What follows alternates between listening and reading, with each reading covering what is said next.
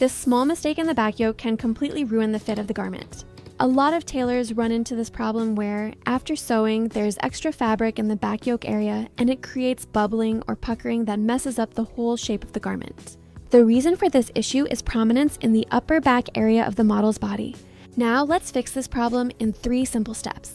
First, we need to remove a small amount of ease from the back yoke line, starting from the armhole area, about 1 to 1.5 pound-pounders.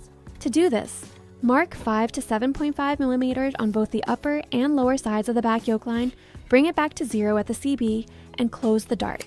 But this is only the first step of the correction. The main issue is that most people stop right here, when actually, the final result of the garment is determined exactly after this step. At the CB, a break line is created because the dart was closed and we need to smooth it out. Using a ruler, we correct this line and blend it back to 0 at the back neckline and the underarm line. And this is where the real shape of the back yoke is formed. To get a flawless garment, whatever amount we went inward while correcting the CB break line, we need to measure it and add the same amount back out on the back yoke line near the armhole so the back yoke doesn't become too tight. This step is exactly what separates professional work from average work.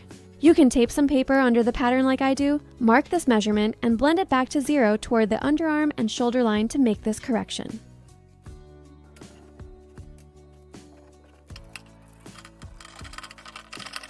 Now you can check the armhole and compensate for the missing amount. If you're not familiar with armhole balancing, keep watching this video. To check the armhole, measure both the front and back armhole with a standing tape measure, and the total of these measurements should match the armhole measurement taken directly from the model's body. This is one of the most important final checks before sewing, but if the measurement is smaller or larger, we can fix it very easily.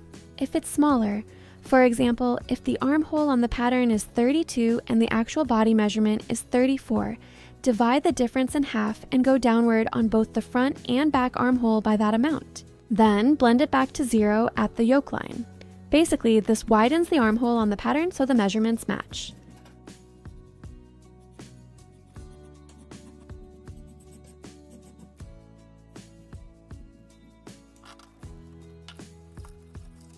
If it's larger, for example, if the armhole on the pattern is 36 and the body measurement is 34, divide the difference in half and go upward on both the front and back armhole by that amount. Then blend it back to 0 at the yoke line. Basically, this tightens the armhole on the pattern so the measurements match.